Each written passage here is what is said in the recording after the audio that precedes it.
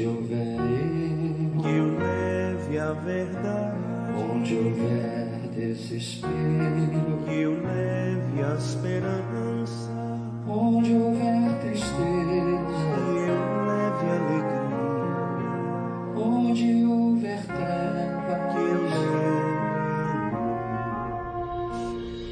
ó Mestre, fazei que eu procure mais consolar e ser consolado, compreender e ser compreendido, amar que ser amado, pois é dando que se recebe.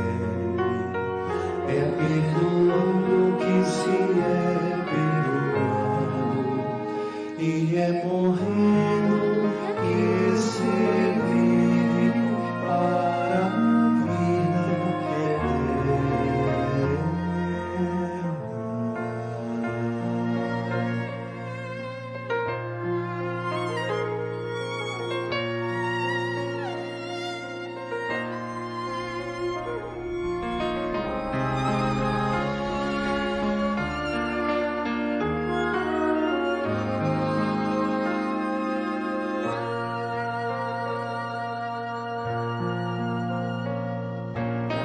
Mestre, fazei que eu procure mais consolar que ser consolado, compreender que ser compreendido, amar que ser amado, Pois é dando que se recebe.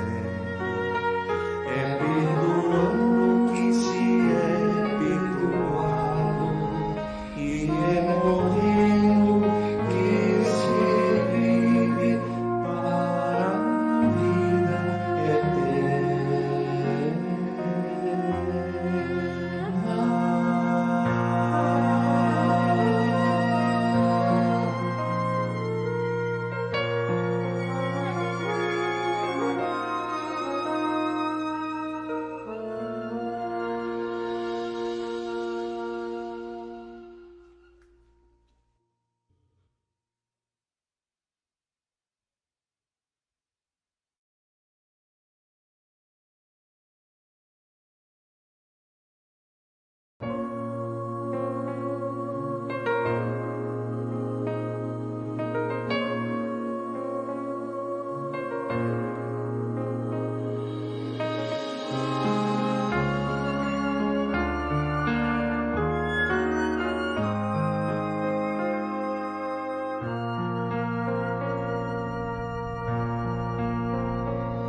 Senhor, fazei-me instrumento de vossa paz, onde houver ódio, Eu leve o amor.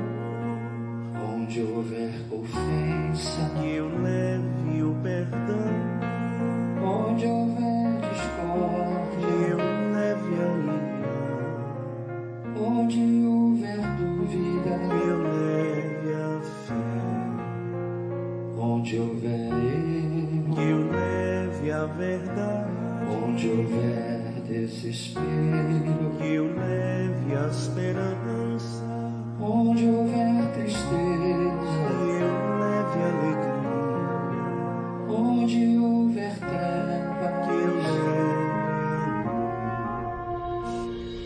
ó Mestre, fazei que eu procure mais consolar e ser consolado, compreender e ser compreendido, amar que ser amado, pois é dando que se recebe.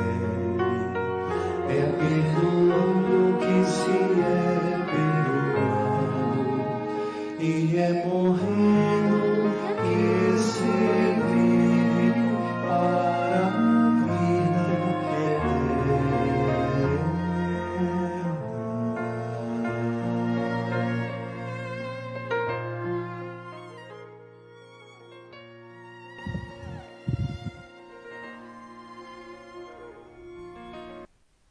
Boa noite a todos, que sejamos bem-vindos ao canal do YouTube Casinha Belém, para juntos podermos estar fazendo mais uma segunda-feira de prece. Então, que nosso coração esteja voltado a esse amoroso Jesus, a espiritualidade amiga, e todas as segundas tem nos oportunizado estarmos aqui reunidos, né, com essa intenção maior de elevar o nosso pensamento a Jesus e podermos criar essa rede, né, infinita aí de prece que tem trazido benefício a todos nós. Então, que possamos, na noite de hoje, recebermos essas bênçãos, né, da espiritualidade amiga, em nome de Jesus e Maria Santíssima. Então, nesse momento, ele é um momento que a gente aproveita para, ainda, né, que estamos em momento presencial remoto, aproveitamos para tornar o nosso lar esse ambiente favorecedor do tratamento para todos nós, né, e também que possa beneficiar possíveis irmãos desencarnados e assim possibilitar essa conexão amorosa com a espiritualidade e criarmos um ambiente favorável também para podermos juntos fazer um grande evangelho no lar. Então, esse primeiro momento é um momento nosso de ambientação, importante para que possamos criar o ambiente de nosso lar, um ambiente favorável para podermos seguir com os nossos tratamentos. Também nesses primeiros momentos, trazemos as primeiras mensagens de reflexão da noite de hoje. Hoje nós vamos assistir um trecho que é Parábola de Jesus, que é um vídeo de animação e que vai, novamente, já foi usado uma outra vez, mas não com essa versão, para que possamos iniciar a reflexão da noite de hoje, assistindo essa Parábola de Jesus que fala sobre a rocha e a areia. Então, que possamos abrir nosso coração e deixar essas primeiras mensagens chegarem para que possamos iniciar esse processo de reflexão.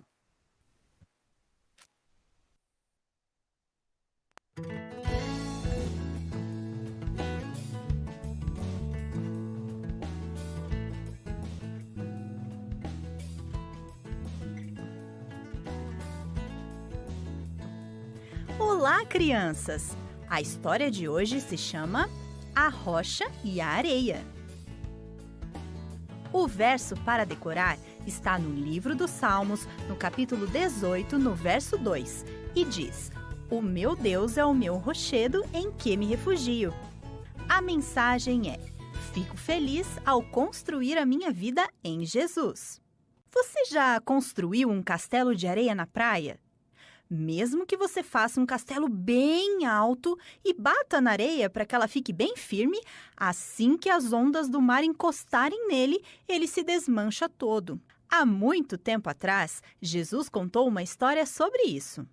Um dia, Jesus estava sentado na encosta de uma montanha, falando com centenas de pessoas. Elas estavam sentadas na grama, bem de frente para ele. Jesus conhecia as tempestades e as marés daquele lugar e as pessoas ali também. Muitas delas tinham crescido ali, perto do mar da Galileia. Talvez tenham brincado na praia quando eram pequenas também. Jesus amava muito as pessoas. Ele queria que todas elas soubessem sobre Deus. Ele queria que elas entendessem o que significa ser feliz de verdade. Talvez, se ele contasse uma história sobre uma construção feita na praia, isso ajudasse para que elas entendessem melhor sobre Deus. Então, ele começou dizendo: Certa vez um homem decidiu construir uma casa. Então, ele continuou contando a sua história, dizendo que o homem escolheu um lugar rochoso para construir, bem acima do nível do mar. Assim, a sua casa não seria invadida pela água e ele estaria salvo. O homem teve muito trabalho para carregar todo o material de construção para o topo da rocha. Quando a casa ficou pronta, veio a época das chuvas. O vento soprou forte, os rios transbordaram e inundaram os arredores. Mas a casa era segura. O homem tinha construído sobre um fundamento firme e forte, uma rocha sólida. Isso faz sentido, vocês não acham? Os ouvintes acharam que sim. Eles concordaram e disseram amém. Se vocês ouvissem a Deus e vivessem por mim, estariam construindo suas casas sobre a rocha. E todo o povo concordou e disse amém também, porque construir sobre a rocha fazia todo sentido. Mas a história ainda não terminou. Desta vez, Jesus falou sobre outro homem que decidiu construir a sua casa na areia, pertinho da água. Ele construiu uma casa bem firme e trabalhou muito nela. Depois que a casa ficou pronta, veio a época das chuvas. O vento soprou forte e os rios transbordaram e inundaram os arredores. Em pouco tempo, a água entrou por toda a casa. As ondas batiam contra ela e a casa caiu. Isso aconteceu porque não havia um fundamento firme para apoiar as suas paredes. Que homem tolo! Ele devia saber que isso não se faz. Realmente, ele devia saber, mas Jesus continuou dizendo: Quando as pessoas ouvem a minha palavra, mas não tomam nenhuma decisão, são como aquele homem tolo que construiu na areia. Não podem esperar ser felizes. Estão dispostas a fazer aquilo que eu peço. As pessoas arregalaram os olhos enquanto ouviam Jesus. Elas estavam muito espantadas. Seus ensinamentos eram muito diferentes dos ensinos dos professores da lei que estavam acostumadas a ouvir. Alguns deles devem ter se lembrado do que Davi disse no Salmo 18, verso 2. O meu Deus é uma rocha que me protege e com ele estou seguro. Eu fico me perguntando quantas daquelas pessoas que ouviram Jesus naquele dia saíram dali dispostas a construir a sua vida sobre a rocha que é Cristo. Quantas quiseram estudar e viver de acordo com a palavra de Deus? E você, está disposto a construir sobre a rocha que é Jesus?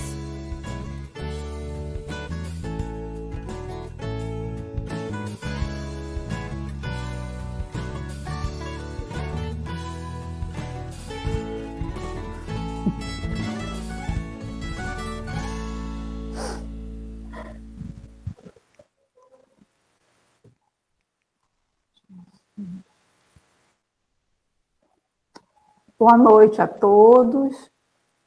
O dia de segunda-feira ele é muito importante para nós darmos seguimento aos nossos tratamentos.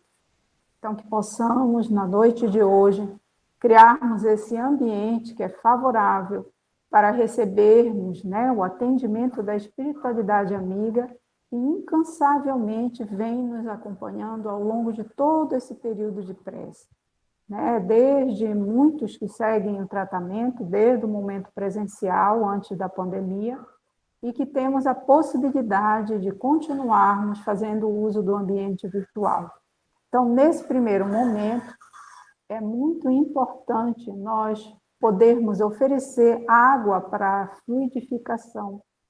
É importante, pois damos continuidade ao tratamento recebendo medicação do plano espiritual através da fluidificação das nossas águas.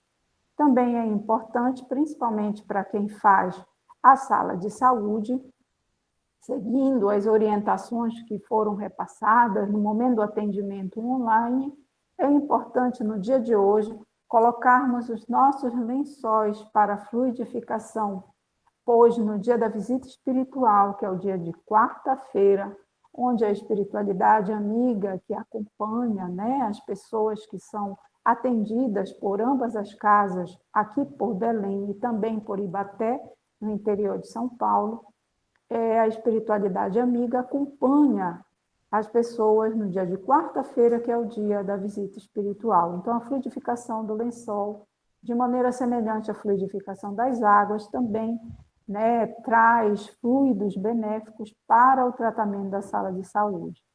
No dia de hoje também, além da fluidificação das águas, é importante para você que faz o tratamento, todos nós fazemos tratamento da desobsessão.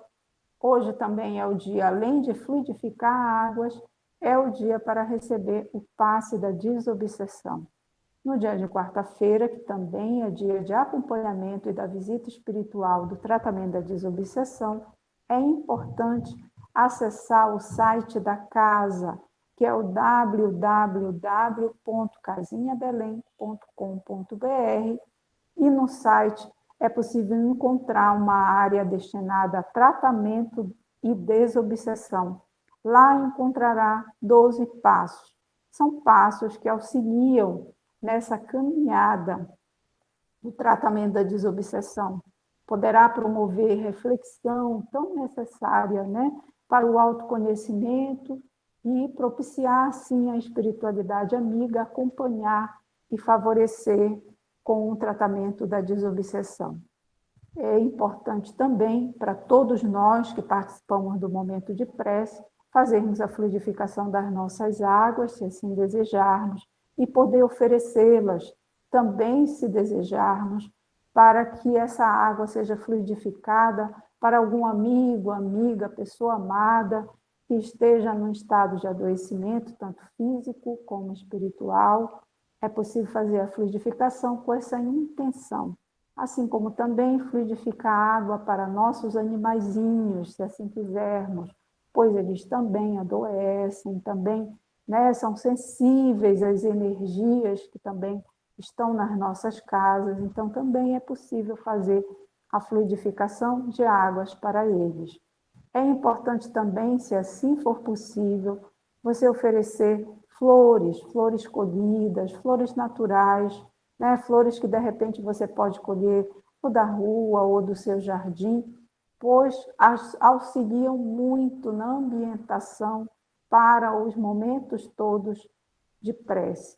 São importantes fontes, né, de fluidificação, auxiliam a espiritualidade amiga a trazer fluidos benéficos para o lar e também auxiliam na fluidificação das águas, dos lençóis. É por isso que sempre colocamos rosas, né, flores de vários tipos, para que possa também oferecer à espiritualidade amiga a oportunidade, né, de trazer a fluidificação para os nossos lares. Todos nós juntos acabamos criando essa rede amorosa de prece e assim favorecemos um grande evangelho no lar. Em todas as segundas-feiras, nesse horário específico que estamos, das 21 horas, acabamos criando esse evangelho no lar que tem um alcance muito grande.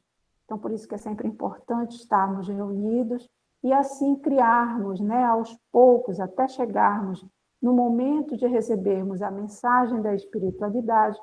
É importante que a gente vá refletindo a respeito dos vídeos, de todas as mensagens que são encadeadas na noite, para que possamos compreender, né, sentir essa mensagem maior que a espiritualidade, de maneira muito carinhosa, sempre traz para nós a cada segunda-feira.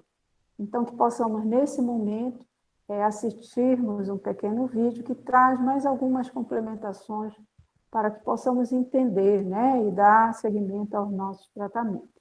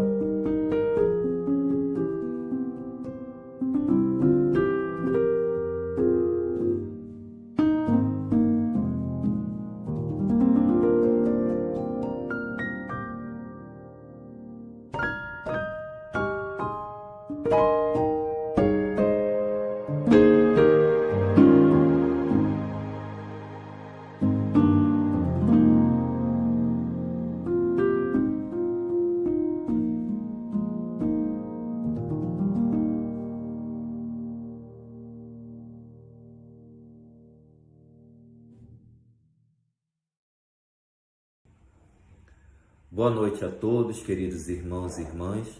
A mensagem desta noite é do livro Caminho, Verdade e Vida de Emmanuel. A mensagem é de número 49, com o tema Saber e Fazer. Abre aspas. Se sabeis estas coisas, Bem-aventurados sois se a fizerdes. Fecha aspas. Jesus, João, capítulo 13, versículo 17. Entre saber e fazer existe singular diferença. Quase todos sabem, poucos fazem. Todas as seitas religiosas, de modo geral, somente ensinam o que constitui o bem. Todas possuem serventuários, crentes e propagandistas, mas os apóstolos de cada uma escasseiam cada vez mais.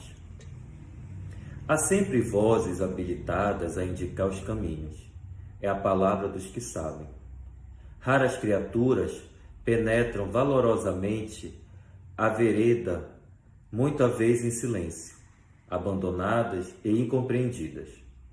É o esforço supremo dos que fazem. Jesus surpreendeu a indecisão dos filhos da terra e, transmitindo-lhes a palavra da verdade e da vida, fez a exemplificação máxima através de sacrifícios culminantes. A existência de uma teoria elevada envolve a necessidade de experiência e trabalho. Se a ação edificante fosse desnecessária, a mais humilde tese do bem deixaria de existir por inútil. João assinalou a lição do Mestre com sabedoria. Demonstra o versículo que somente os que concretizam os ensinamentos do Senhor podem ser bem-aventurados. Aí reside no campo do serviço cristão a diferença entre a cultura e a prática, entre saber e fazer. Boa noite.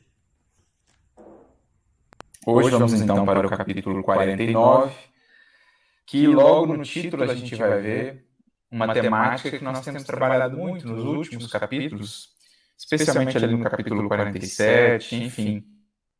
A gente vem trabalhando esse assunto de maneira recorrente para ver a importância que Emmanuel dá a ele, que é essa distância entre o saber e o fazer. Então, logo no título, Emmanuel já deixa claro para nós para que terreno de reflexões ele quer nos conduzir. Mais uma vez, voltarmos os nossos olhos espirituais, a nossa reflexão íntima, para essa distância que existe em nós, maior ou menor, entre o que já sabemos e entre aquilo que já operamos a partir do que nós sabemos. Quanto maior essa distância, nós temos conversado, maior o incômodo interior, maior a cobrança consciencial, porque na dinâmica da evolução, maior conhecimento, maior discernimento, implica em maior responsabilidade. O próprio Mestre já nos havia dito isso lá atrás, muitas vezes no Evangelho, mas numa frase sua que é muito conhecida. Muito será pedido a quem muito foi dado. Muito será cobrado daquele que muito recebeu. No sentido espiritual. Mais se pede, a própria consciência do indivíduo lhe pede, quanto mais elementos de discernimento ele já tenha incorporado, quanto mais luz espiritual, conhecimento espiritual ele já tenha recebido, mais naturalmente se espera dele. A sua própria consciência atua aí como essa juíza, como essa que faz essa análise e que faz essa cobrança. Então, tem até um capítulo interessante do livro Justiça Divina, chamado Fogo Mental, em que Emmanuel faz uma comparação acerca dessa cobrança, digamos assim, consciencial. Ele diz que para aquelas almas ainda muito empedernidas, no mal, ainda muito viciosas, ainda muito embrutecidas, às vezes elas só vão sentir o impacto dessa cobrança consciencial quando elas já estão ali, né, em abismos de sombra, de queda. Só então a sua consciência começa a despertar, o látego da consciência começa a chamá-los ao despertar. No entanto, para aqueles espíritos já mais detentores de conhecimento espiritual, que já avançaram, que já detêm um certo progresso moral, um simples desvio da lei, às vezes uma pequena falta, já representa todo um fogo mental. É isso que Emmanuel quer trabalhar quando dá esse título, porque ele já tem mais elementos de discernimento. Então, aquela falta aparentemente singela, para ele, às vezes, já é algo, né, que a sua consciência já lhe diz claramente, não é algo que lhe cabe mais manter, que é preciso transformar, que é preciso renovar, por isso essa cobrança maior. Então, quanto mais se esclarece uma consciência, mais imperativo é para ele o cumprimento, para essa consciência, o cumprimento do dever. Mais se afirma para essa consciência a importância do cumprimento do dever, e mais doloroso é para ela o afastamento desse cumprimento do dever. Por isso, a importância de nos esforçarmos dia a dia por diminuirmos essa distância entre o saber e o fazer, trazendo cada vez mais para o nosso mundo interior paz de consciência, equilíbrio, harmonia, que é de onde nasce verdadeiramente a felicidade em seu sentido mais legítimo, em sua feição mais duradoura, mais perene. A felicidade, nos dirão os espíritos, a mais valiosa delas, nasce justamente do bem que fazemos, da paz de consciência, do dever bem cumprido, e essa consciência que nos cabe cultivar, na qual nos cabe investir, porque é o grande tesouro que nós vamos amealhando na senda evolutiva. E só conseguiremos mantê-la, de fato, cultivá-la, na medida em que nos dispormos a diminuir essa distância entre o saber e o fazer. Logo na primeira questão do terceiro livro de O Livro dos Espíritos, né, ou da terceira parte, que trata das leis morais, nós vemos os Espíritos nos dizendo que a felicidade real da criatura decorre da prática, da vivência da lei natural ou da lei divina. E ele só é infeliz quando dela se afasta. Então, uma coisa é conhecer a lei natural. É o esforço que nós estamos tendo aqui, é o esforço que a gente tem nos nossos grupos de estudo, nas casas espíritas, nos nossos estudos pessoais, do espiritismo, do evangelho. Isso é o processo de conhecer a lei natural, a lei divina. Mas a felicidade efetiva, dizem os espíritos, decorre da prática ou da vivência harmonizada com essa lei natural ou com essa lei divina, da qual o evangelho é essa síntese, né? A vida do Cristo é essa síntese maravilhosa, completa do que é a vivência dessa lei em sua totalidade, do que é a prática em todas as suas feições e características dessa lei divina. Bem, entendido isso, feita essa introdução acerca do título, vamos ao versículo, que é um versículo retirado do Evangelho de João, capítulo 13, verso 17, uma fala de Jesus que diz: se sabeis estas coisas, bem-aventurados sois se as fizerdes. Então, Jesus atrela aqui de maneira inquestionável, de maneira intrínseca, a bem-aventurança ou as bem-aventuranças à prática destas coisas. O que são estas coisas que ele menciona aqui? Os seus ensinamentos, as suas lições, ou seja, aquilo que ele nos trouxe de entendimento acerca da lei divina. Se sabeis estas coisas, bem-aventurados sois, ou sereis, se as fizerdes. E Jesus, em mais de um momento deixa isso claro, poderíamos, por exemplo, lembrar do encerramento do Sermão do Monte, que inicia com as bem-aventuranças. Então, olha que interessante, o Sermão do Monte, lá em Mateus capítulo 5, ele inicia com as bem-aventuranças, ou seja, com esses horizontes divinos, luminosos, que o Cristo nos abre, com as promessas, com a esperança. Ele se inicia com isso, mas como ele se encerra? Lá em Mateus capítulo 7, com aquela famosa, conhecida fala de Jesus acerca do homem insensato e do homem prudente. Aquele que constrói a sua casa sobre areia, o insensato, e aquele que constrói a sua casa sobre a rocha, o prudente, o sensato. E qual era a diferença entre eles? O que os caracterizava? Jesus dirá que o insensato é aquele que ouve as suas palavras e não as pratica. Então ele já sabe estas coisas, mas não encontra a bem-aventurança verdadeira porque não as pratica, porque constrói a sua felicidade, o edifício, a casa da sua felicidade, da sua paz, sobre a areia movediça dos valores transitórios do mundo, sobre a fortuna, sobre o poder, sobre o prazer, sobre o prestígio. Ele vai achando que aquilo são bases sólidas para construir algo duradouro e logo mais adiante percebe a fragilidade de tudo que se tem, de tudo que se busca aqui no mundo. Para então, com o tempo, com a dor e despertando para os verdadeiros valores, os tesouros no céu que Jesus nos orientou buscar e cultivar e armazenar, ele vai percebendo a perenidade, a durabilidade desses valores do Evangelho, dessa vivência harmonizada com a lei divina, que é aquele outro que constrói sobre a rocha. Nas palavras de Jesus, aquele que ouve as suas palavras e as pratica. Esse é o homem sensato, esse é o prudente, esse é o que alcança as bem-aventuranças. Então, olha que construção magnífica do Sermão do Monte.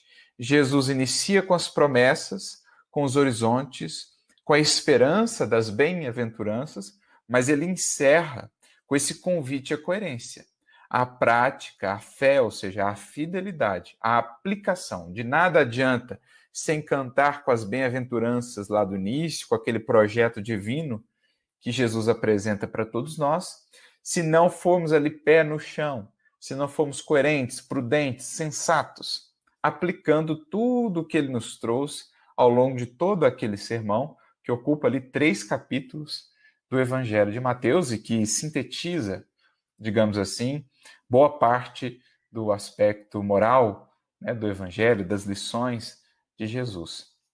Então, é muito interessante a gente pensar nessa abertura, essa porta de entrada das bem-aventuranças, do Sermão do Monte, e desse encerramento, desse fecho, como um convite a alinhar, ajustar, saber e fazer.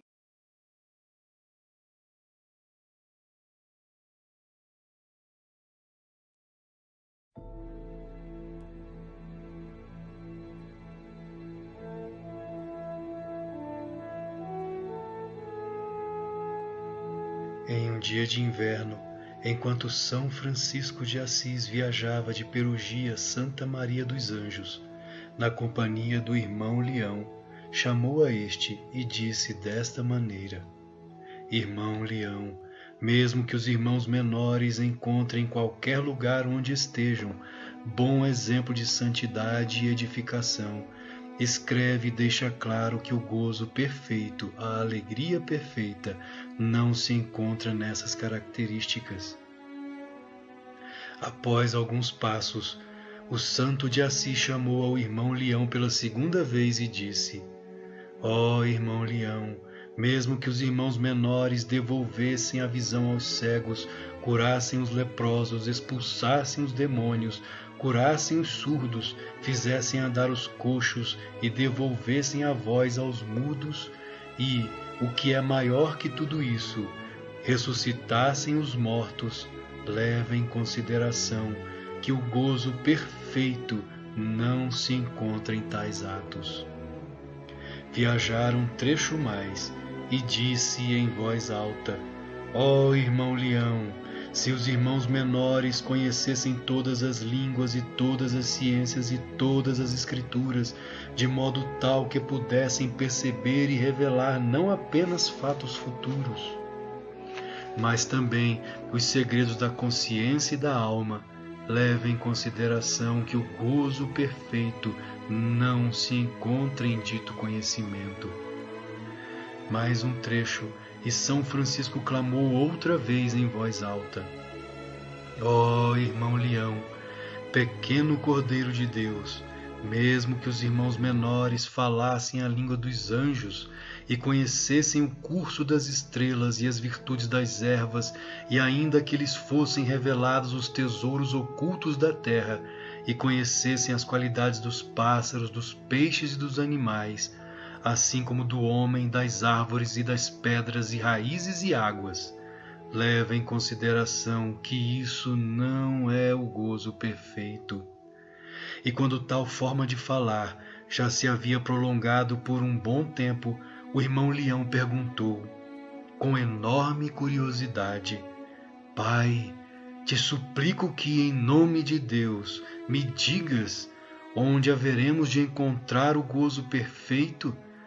São Francisco respondeu desta forma: se ao chegarmos em Santa Maria dos Anjos, completamente molhados pela chuva, com muito frio, sujos e cansados, e atormentados pela fome, e ao batermos numa porta, o porteiro saia furioso e pergunte: quem são vocês?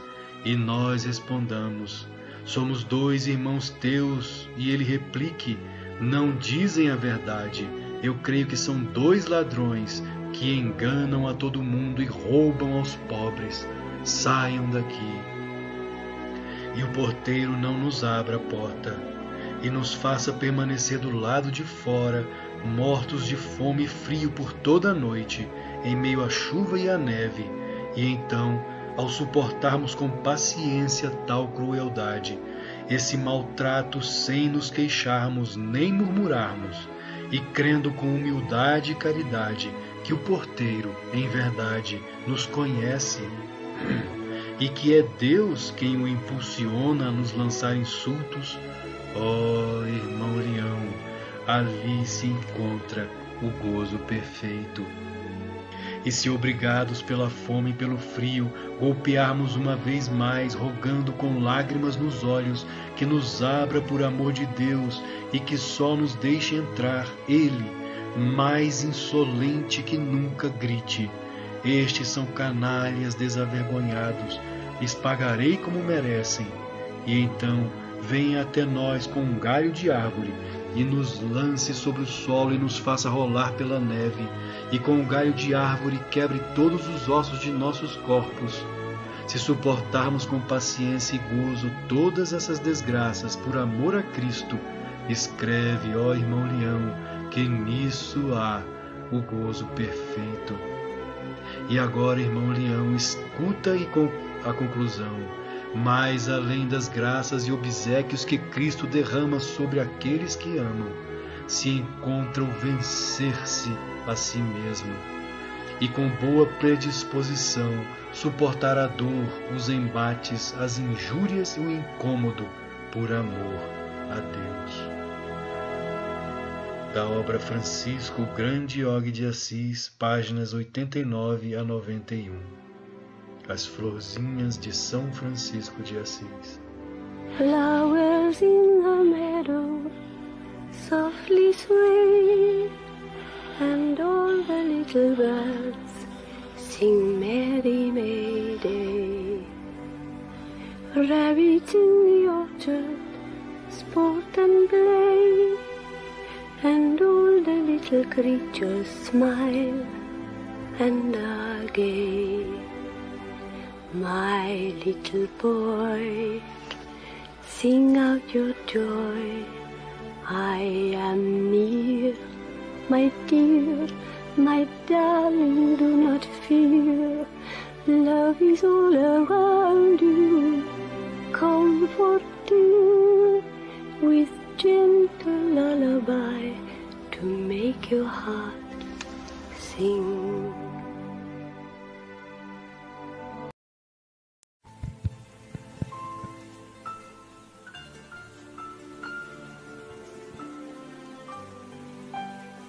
A história do beija-flor. Era uma vez uma floresta num lugar longínquo, onde o homem ainda não tinha chegado. Nessa floresta viviam muitos animais de diferentes espécies, tamanhos, cores e feitios. Era ainda o tempo em que os animais falavam.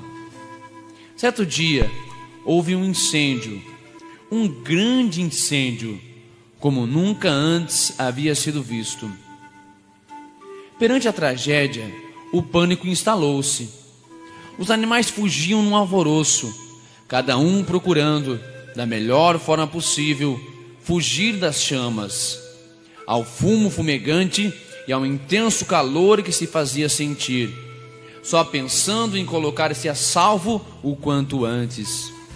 Mas, naquele cenário caótico de desespero e medo coletivo, um pequeno animal teve um comportamento diferente.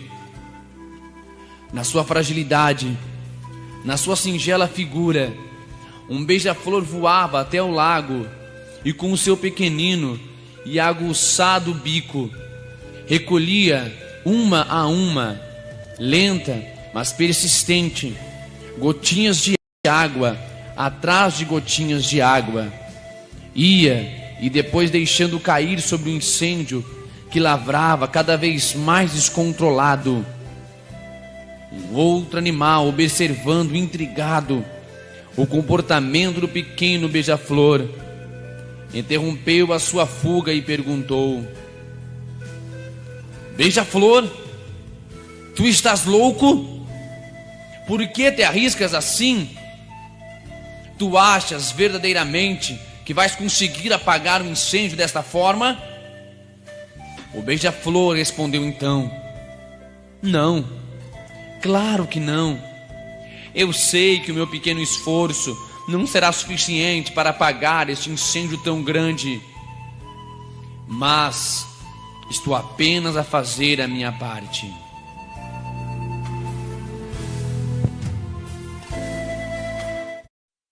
Ainda que eu falasse a língua dos homens e falasse a língua dos anjos, sem amor eu nada seria. É só o amor, é só o amor que conhece o que é verdade. O amor é bom, não quero mal, não sente inveja ou se vai descer. O amor é fogo que arde sem se ver. É ferida que dói e não se sente. É um contentamento descontente. É dor que desatina sem doer. É o não querer mais que bem querer. É solitário andar por entre a gente. É o não contentar-se de contente. É cuidar que se ganha e se perder. É o estar-se preso por vontade. É seguir a quem vence o vencedor. É o ter a quem nos mata. Lealdade, não o contrário assim é o mesmo amor. Estou acordado e todos dormem. Todos dormem, todos dormem. Agora vejo em parte, mas então veremos face a face. É só amor, é só amor que conhece o que é verdade. Ainda que eu falasse a língua dos homens e falasse a língua dos anjos, sem amor eu nada seria.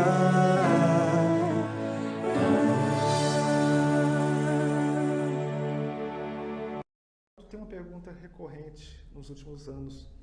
O Brasil continua sendo o coração do mundo e a pátria do Evangelho? Continua, principalmente pelo processo reencarnatório que se deu aqui nesse país. Então, é uma pátria que recebeu uma leva imensa de espíritos, todos com experiências muito ruins, né? Experiências muito tenebrosas na Europa, durante mais de 1000 anos, e encontram aqui, no ambiente rude, nas dificuldades de um país que está se construindo, encontram aqui os desafios que vão purificar suas almas. Milhares já conseguiram a sua redenção espiritual aqui, nessa pátria, e muitos estão em vias de conquistar a sua. Porque, da ótica dos espíritos desencarnados, o que para nós constitui problema, demérito, para os espíritos são filtros de purificação da alma imortal. E é essa ótica que nós precisamos ter para poder enxergar a potencialidade do Brasil. Essa pergunta sempre vem à tona porque, por causa dos inúmeros casos de corrupção, de desvio de dinheiro público. Exatamente. Esses são os políticos da Europa, vindos de Roma, vindos de Jerusalém, de todos os recantos do mundo, que já tem no seu currículo 2000, 3000 anos de corrupção, de desvio na área do poder e que vão resgatar como? Não tem outro meio, né? O resgate deles se dá voltando ao ambiente político até que eles possam acertar e, principalmente, até que eles possam sanar o débito coletivo que eles contraíram ao longo dos milênios. Isso vale para os políticos, isso vale para aqueles que foram detentores de posse, vale para os detentores de inteligência, que subverteram a massa manipulando com a sua inteligência, vale para os artistas que também faliram na sua missão de levar a verdade e o belo, vale para todos, não é? Nós sempre regressamos ao palco dos nossos erros para que a gente possa refazer. Quantas vezes forem necessárias. É da lei. O Brasil é a maior nação espírita do mundo e uma das maiores nações católicas e evangélicas. Tem um compromisso espiritual aí, né? Tem um compromisso. Até porque, retomando o que a gente já tinha falado, né, todos esses espíritos que estiveram ligados ao clero, que tiveram ligados à reforma protestante e outros oriundos de diversos movimentos religiosos foram reunidos aqui no Brasil, porque falharam enormemente na área da religião e um grande percentual está no movimento espírita. Isso é uma coisa preocupante? Não, porque eu digo assim, é natural, é do processo evolutivo. Às vezes a gente se assusta porque nós temos uma visão imediatista de que as questões vão ser resolvidas num período de 50, 70 anos. Né? E o planejamento do mundo espiritual, a gente depreende isso pela conversa de Jesus com Públio Lentulus. O planejamento espiritual é para 1000, 2000, 3000 anos, não são para 30 anos. Né? Você não remove deficiências do espírito imortal com uma encarnação. Não é assim que acontece.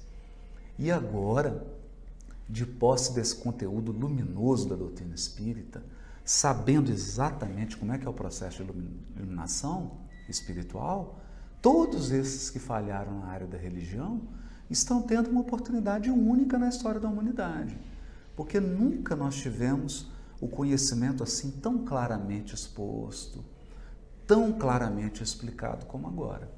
Então é uma oportunidade maravilhosa. A gente fala muito da corrupção dos dirigentes, dos governantes, mas também há os atos de corrupção das pessoas comuns, né? Eu me recordo de uma pergunta que uma vez o Chico fez para o Emmanuel, e talvez impressionado com as notícias, com a criminalidade, e ele perguntou para o Emmanuel assim: Emmanuel, o que é um criminoso? E aí o Emmanuel respondeu: é qualquer um de nós que foi descoberto. Porque é muito fácil nós examinarmos aqueles que são detentores de poder, seja o poder político, seja o poder econômico, e falar, eles corrompem, mas E a nossa história evolutiva? Ela não é de pureza, né? E a corrupção que nós fizemos perante as leis divinas? Há quantos séculos nós estamos ferindo as leis divinas? Há quantos séculos nós estamos arquitetando projetos de felicidade puramente egoísta, que ferem a lei divina, que ferem a estabilidade, o equilíbrio emocional de outros seres, para que nós possamos gozar egoisticamente alguma vantagem? Há quantos séculos nós estamos fazendo isso? Então, se nós formos usar a palavra corrupção na sua acepção bíblica, todos nós encarnados somos corruptos. Todos nós temos algum tipo de delito. Todos temos corrupções. Todos nós corrompemos. Uns na área do poder, outros na área do emprego dos recursos materiais, outros na área da sexualidade, outros na área do intelecto. Todos corrompidos. Mas todos recebendo da misericórdia divina oportunidades e instrumentos para purificar, né? Para regenerar. Porque o que está corrompido tem que ser regenerado. Mudando de assunto e já para a gente caminhar para o encerramento dessa entrevista, você participa do Congresso Espírita de Uberlândia já há alguns anos. E este ano o tema são as bem-aventuranças de Jesus. As bem-aventuranças ainda são importantes, necessárias para nós? Não. As bem-aventuranças ainda não foram compreendidas, né? Porque elas constituem uma declaração da vida universal. As bem-aventuranças são como princípios da lei universal que vigora nos mundos ditosos.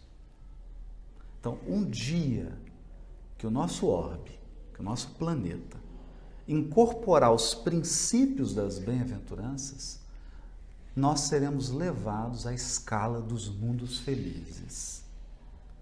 Porque nos mundos felizes, aquele é o padrão de conduta e, mais do que isso, aquela, né, é a escala de valores. Percebe? Porque no mundo de expiação e prova, quem recebe a medalha?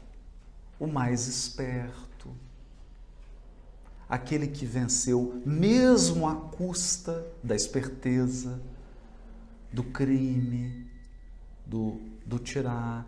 Os heróis são generais que mataram milhares, inclusive crianças e mulheres. Então há uma subversão total de valores. E nas bem-aventuranças nós temos uma escala de valores que não é a escala do mundo corporal. É uma escala de valores do espírito imortal. Não é? Então lá o herói não é o famoso, não é o que está aparecendo.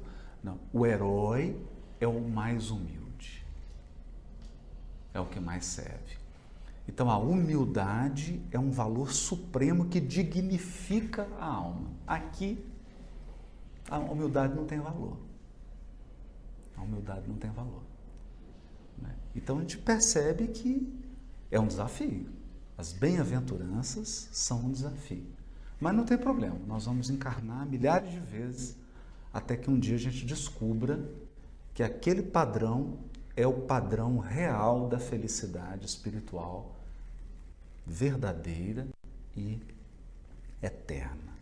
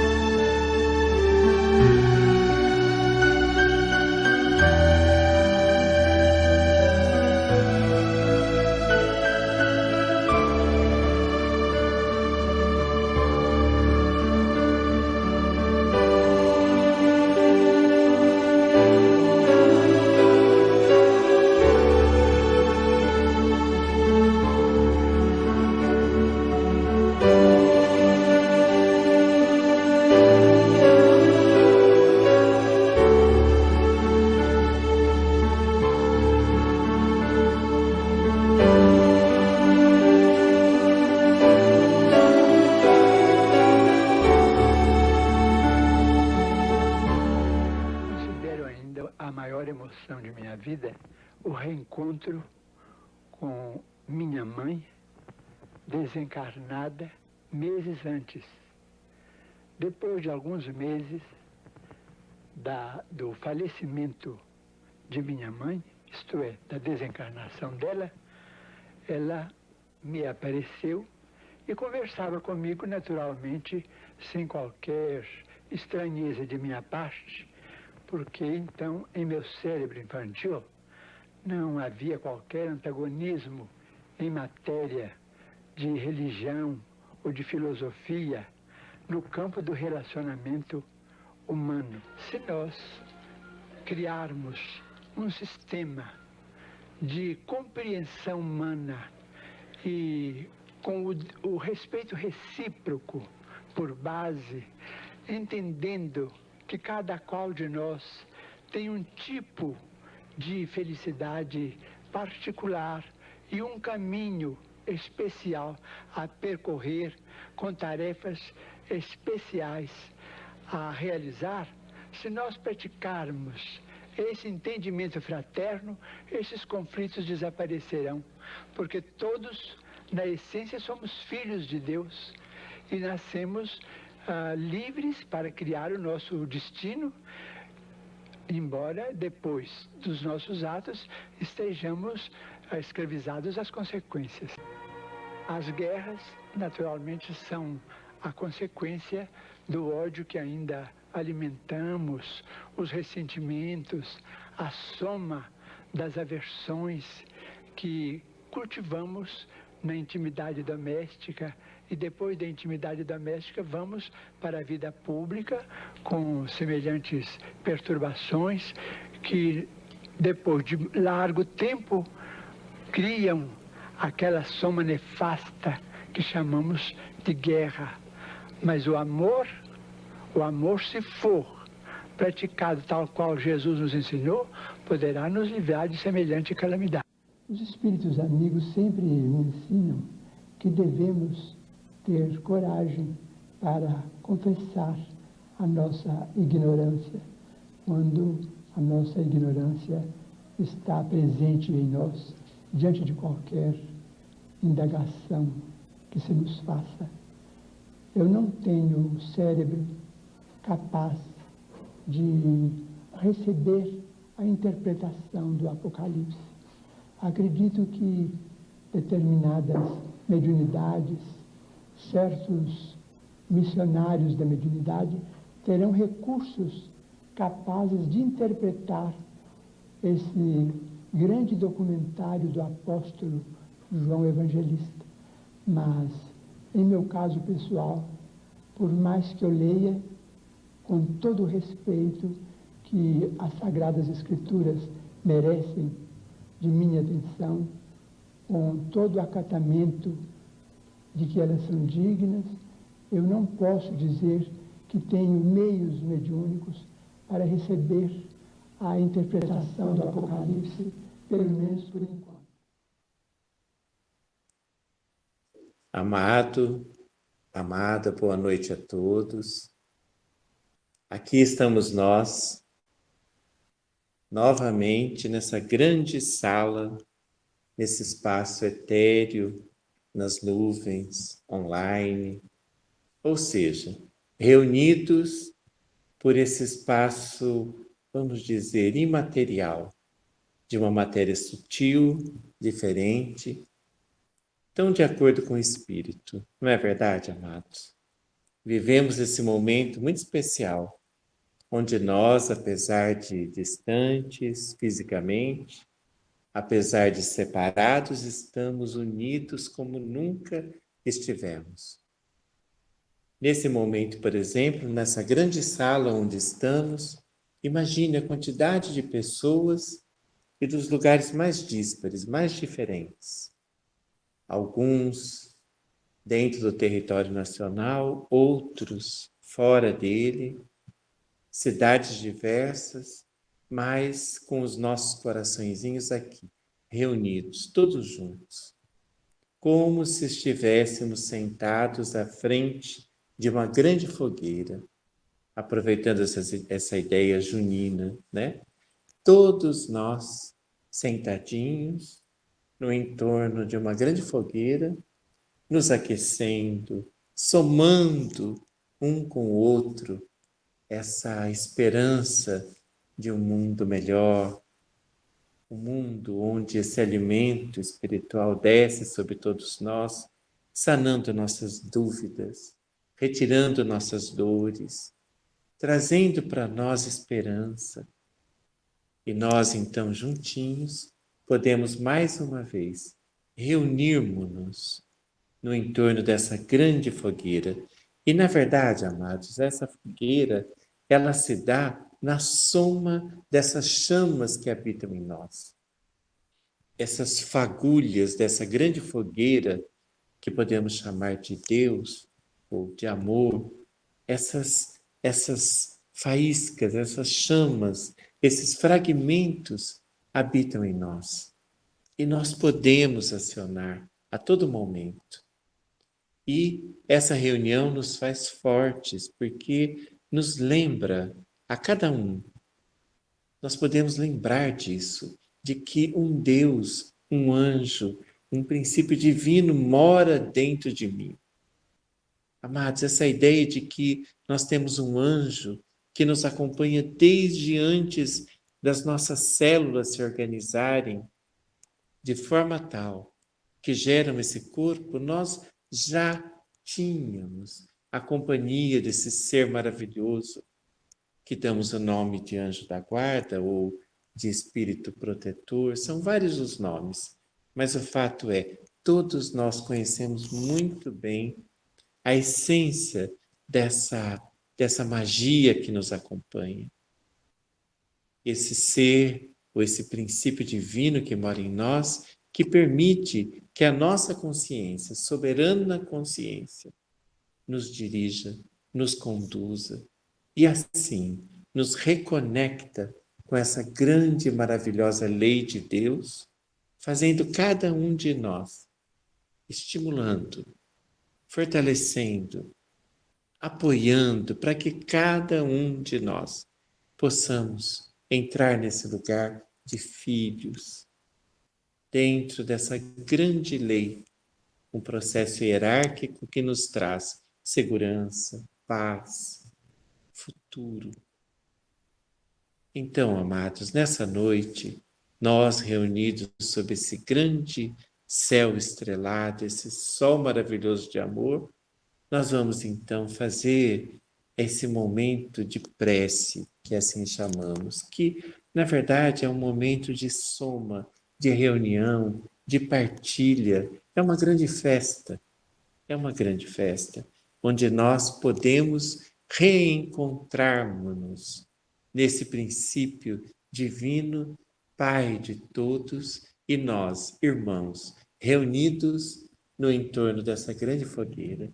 Vamos ficar com essa imagem nessa noite, uma imagem junina, né? Nós todos juntos, essa chama de amor a cintilar, a bailar entre nós. Esse fogo que não queima, esse fogo que nos aquece, esclarece.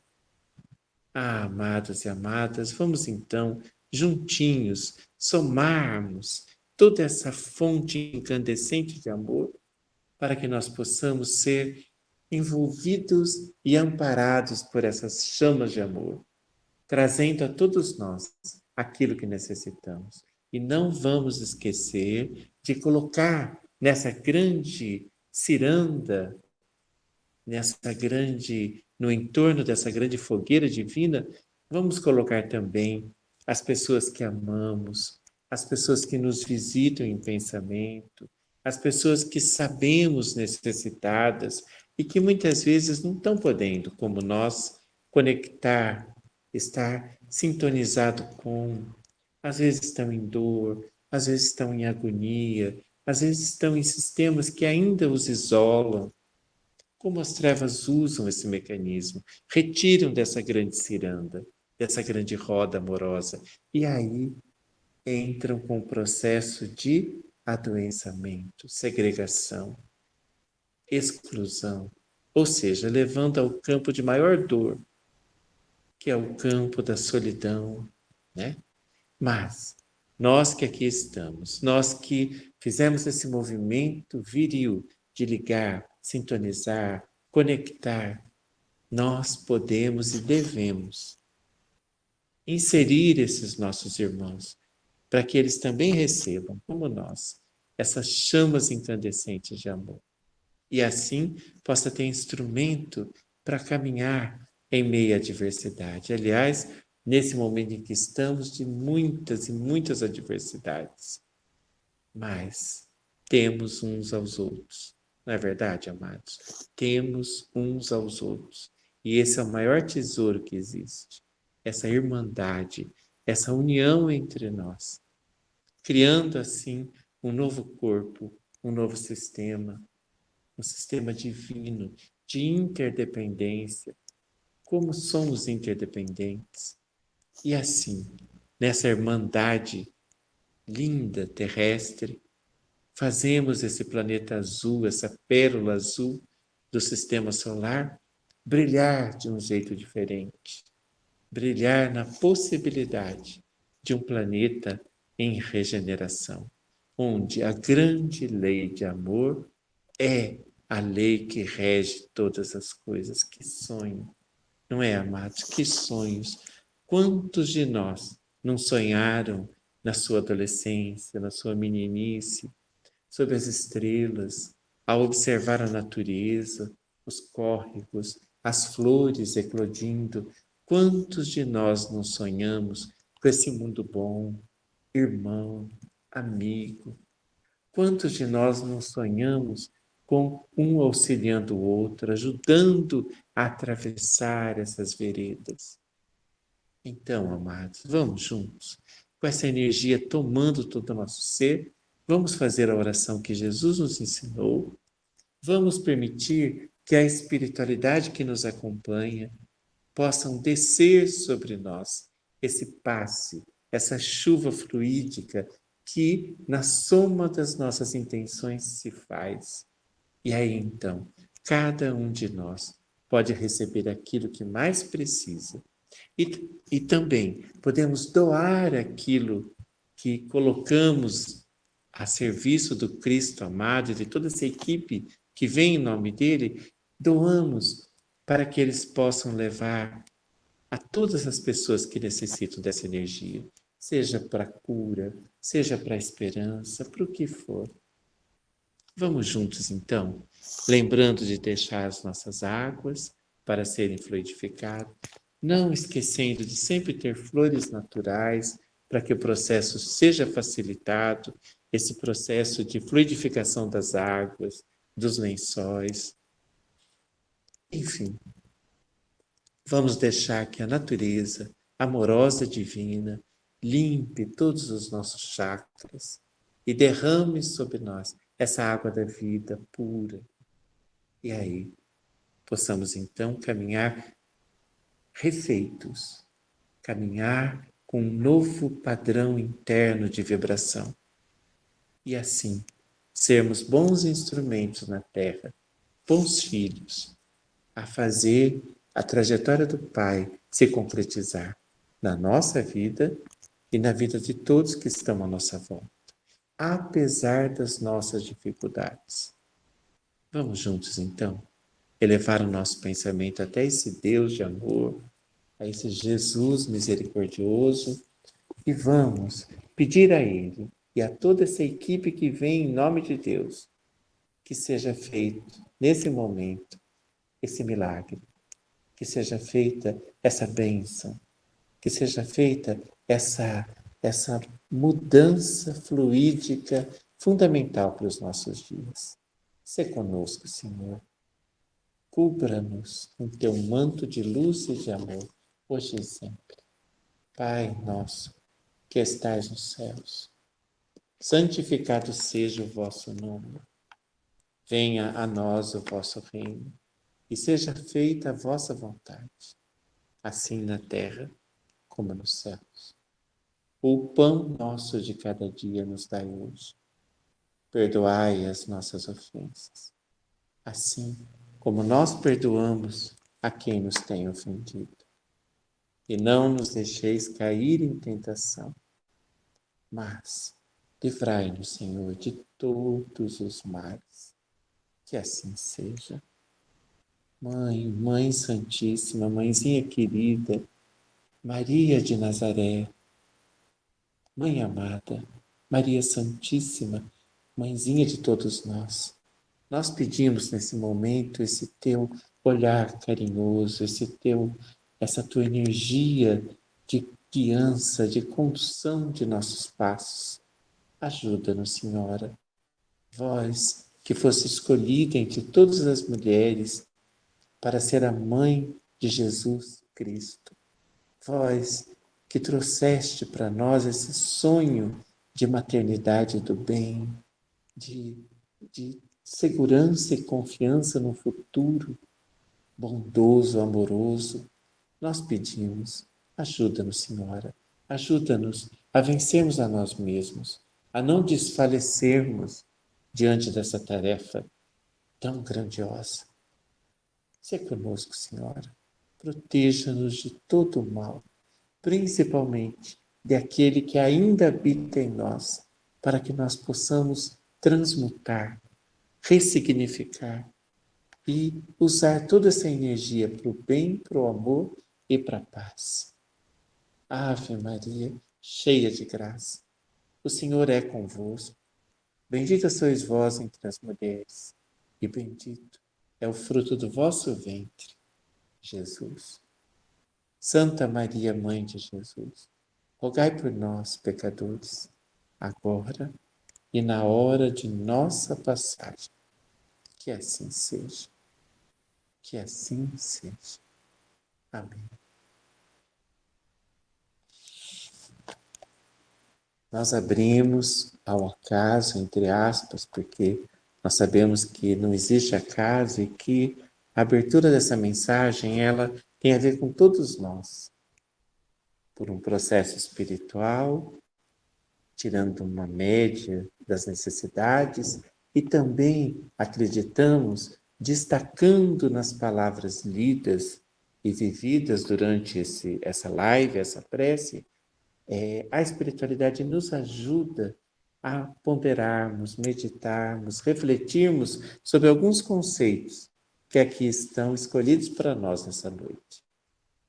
Bem, o que foi aberto do Evangelho segundo o Espiritismo foi no capítulo 10, Bem-aventurados os misericordiosos. O que caiu exatamente? Foi o item 9 e 10. O item 9 tem como título O Argueiro e a Trave no Olho. Inicia com 3 versículos que estão em São Mateus, no capítulo 7. É o versículo 3, 4 e 5, que diz assim: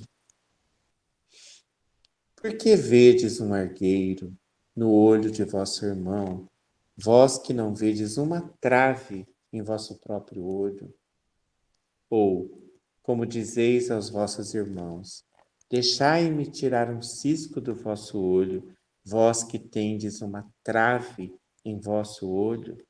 Hipócritas, tirai antes a trave de vosso olho, e então vereis como podereis tirar o cisco do olho de vosso irmão.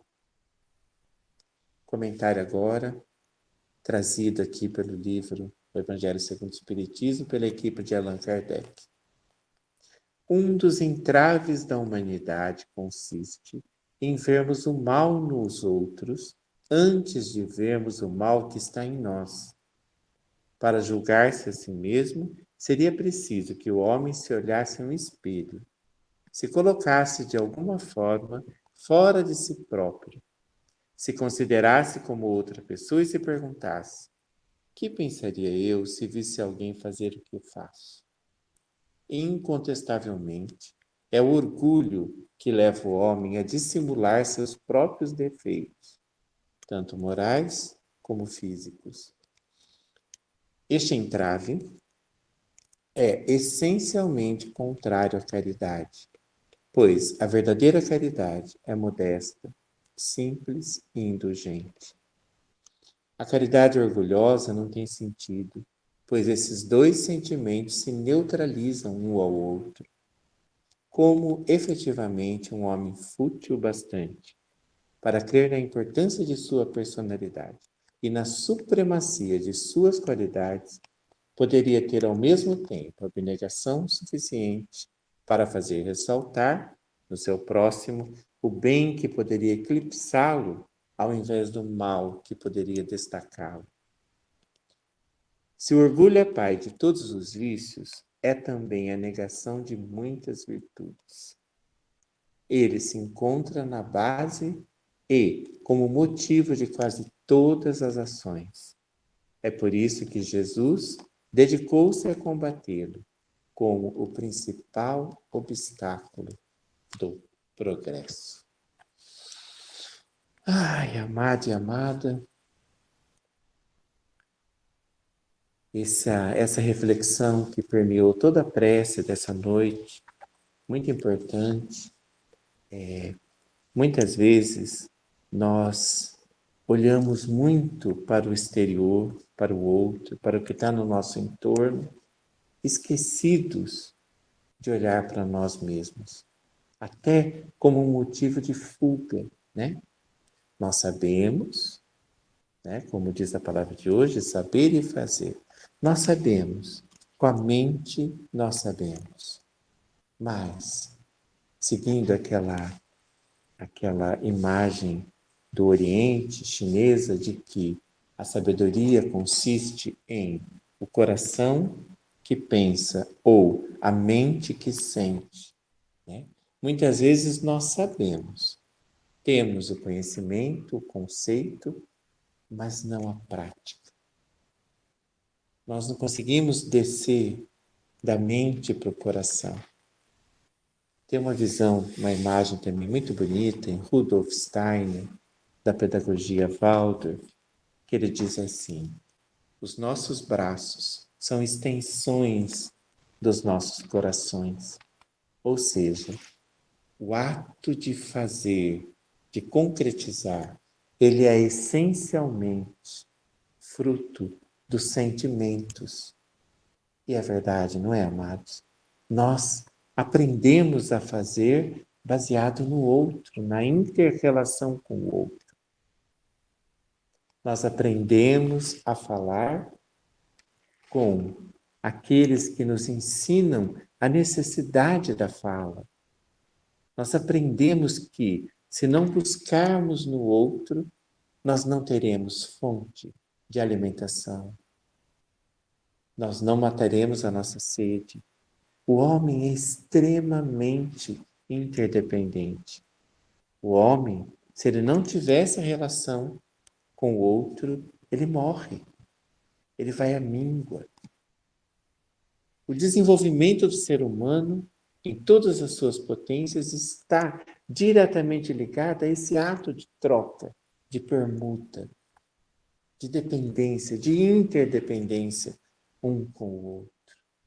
Não é mesmo, amado e amada? Então, se nós olharmos para isso, é só pensarmos o que ocorreria se nós pegássemos um bebezinho recém-nascido e levássemos para uma floresta, para os rochedos. O que ocorreria? Esse bebê ia conseguir sobreviver?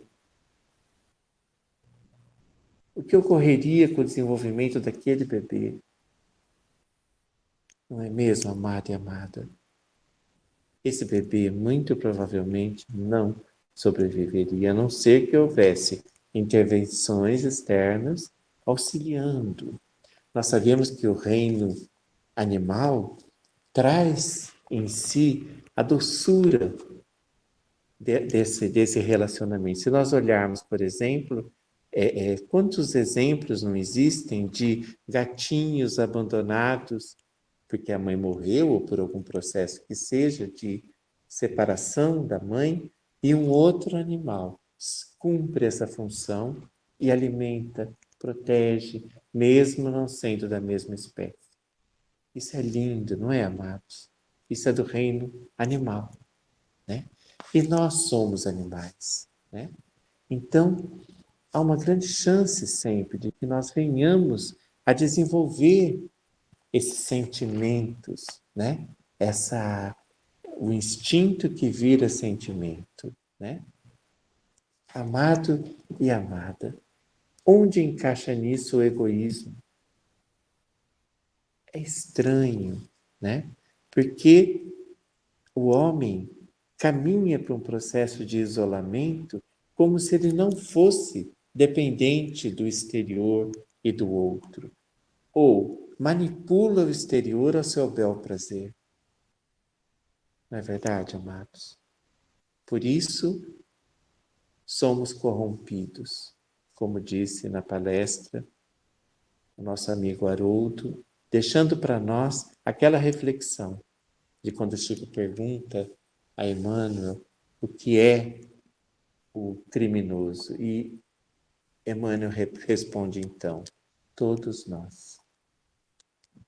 Ou aquele que já foi descoberto. Né? Por quê? Nós sabemos que esse planeta reencarna aqui na Terra quem? Seres que estão corrompidos.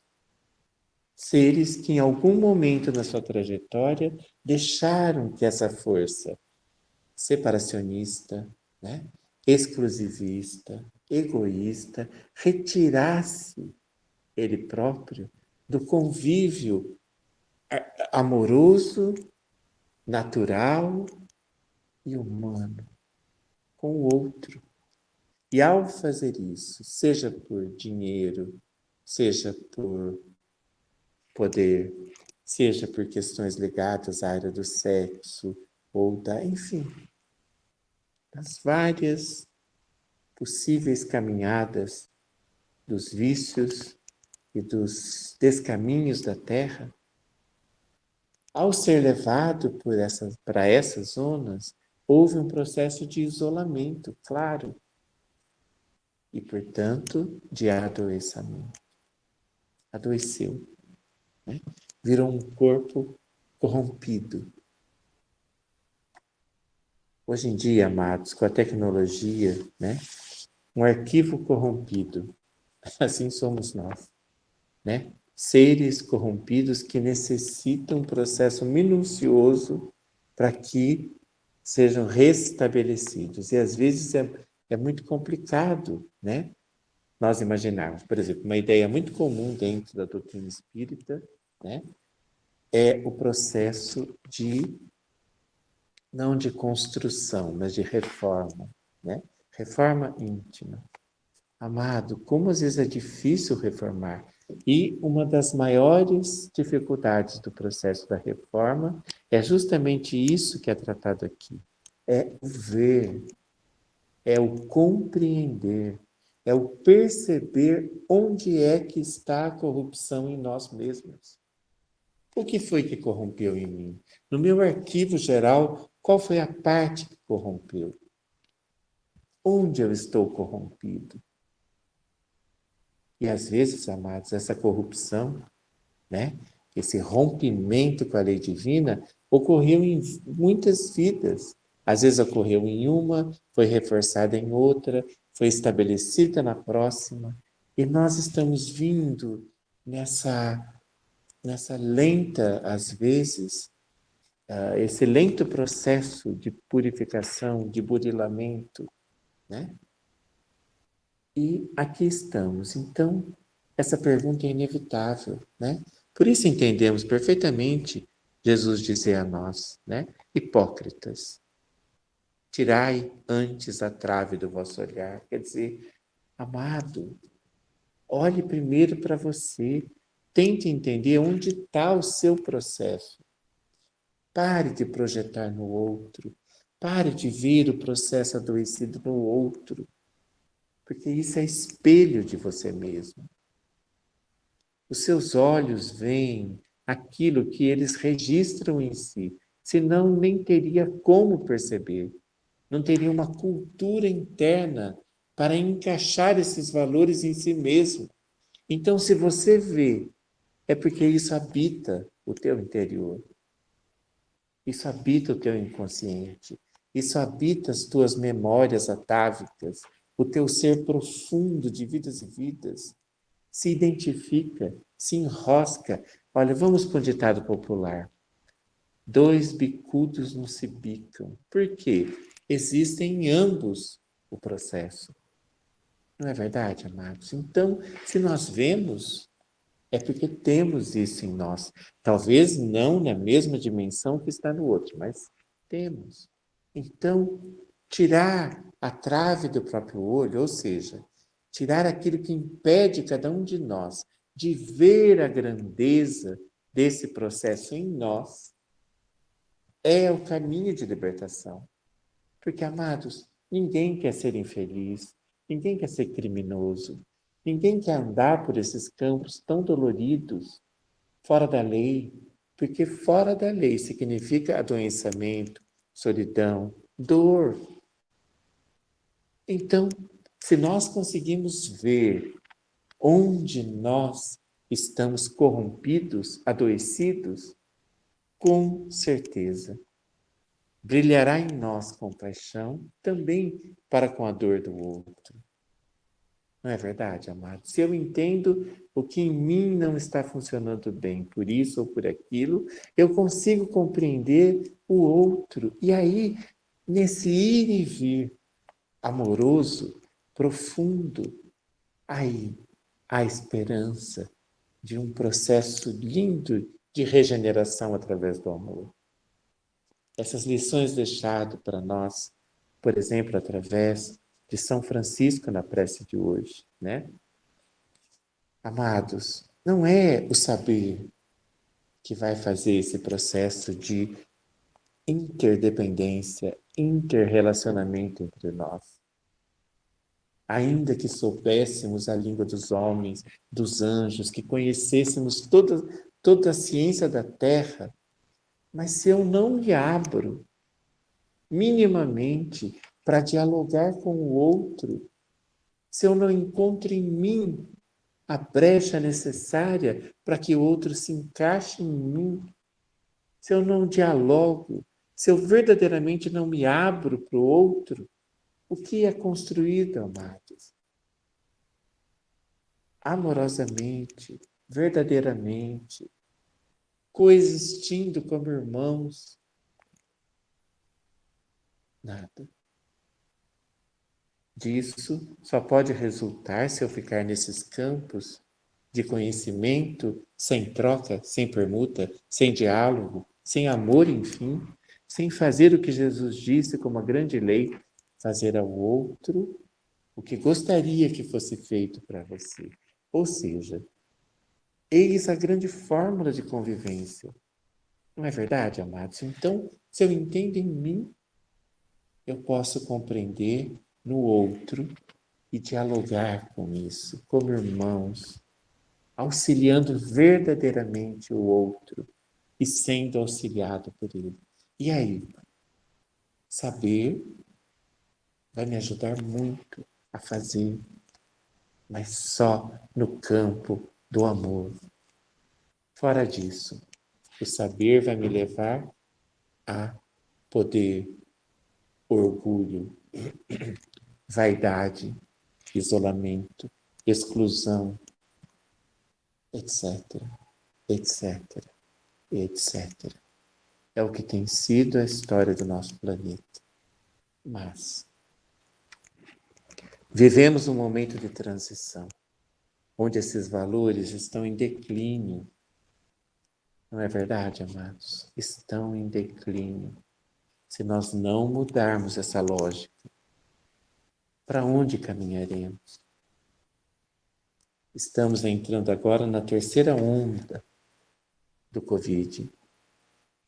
Estamos diante de situações muito difíceis, onde vários valores que ancoraram a nossa caminhada milenar nesse planeta estão escorrendo por entre os nossos dedos, porque não nos pertencem. As posses, o dinheiro, as posições sociais, as diferenças de raças, etc. Nada disso tem efeito sobre uma pandemia como essa que vivemos. E se olharmos para isso, com a grandeza no coração de quem pode de verdade ser irmão, amigo, cuidador e zelador do outro, amado e amada, não encontraremos um caminho onde um completará o outro. Aquilo que eu sei que eu tenho, talvez seja aquilo que falte para você. Mas aquilo que você tem e sabe e é em você, talvez seja justamente o que falta em mim. E esse diálogo maravilhoso é o diálogo do amor, do futuro do nosso planeta. Que nós possamos cada vez mais ter a grandeza de perceber o amor divino que mora em nós e enxergarmos a bondade de Deus a se expressar em todos nós grandemente.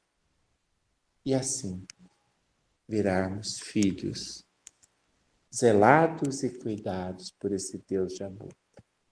E em especial por essa mãezinha amada, Maria Santíssima, nossa grande mãe, que vela por todos nós, do casebre, do solo, ao arranha-céu, a casa, enfim, todos.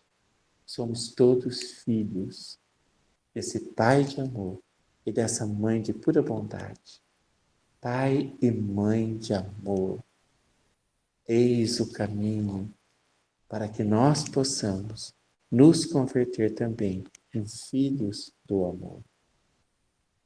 Que nossa Mãe, amorosa, gentil, mestra, nos conduza fortemente por esses caminhos e que nós possamos nos dobrar a essas hierarquias simples e profundas. Somos criaturas e, portanto, filhos e, portanto, zelados e cuidados por Deus. Boa noite, amados. Que o saber e o fazer sejam elos amorosos de concretização dos nossos dias futuros.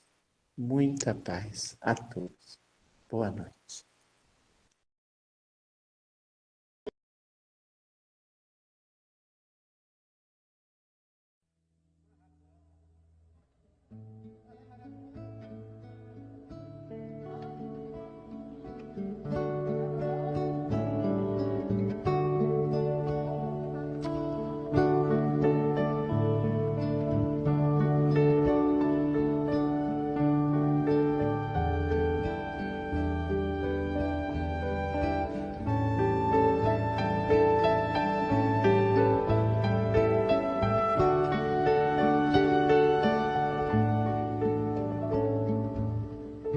Barracão de zinco, sem telhado, sem pintura, lá no morro. Barracão é bangalô, lá não existe felicidade de arranha-céu. Pois quem mora lá no morro já vive pertinho do céu. Tem alvorada, tem passarada, amanhecer, sinfonias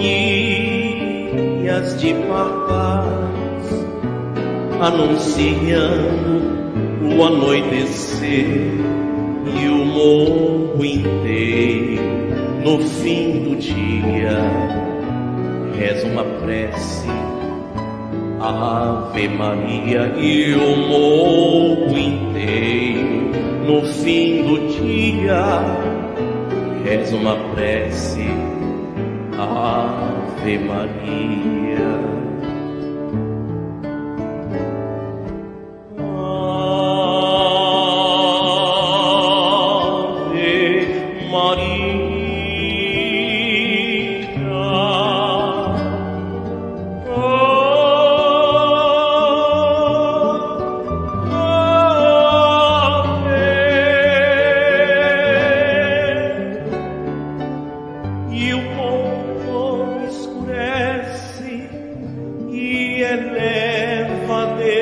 uma prece. Ave Maria.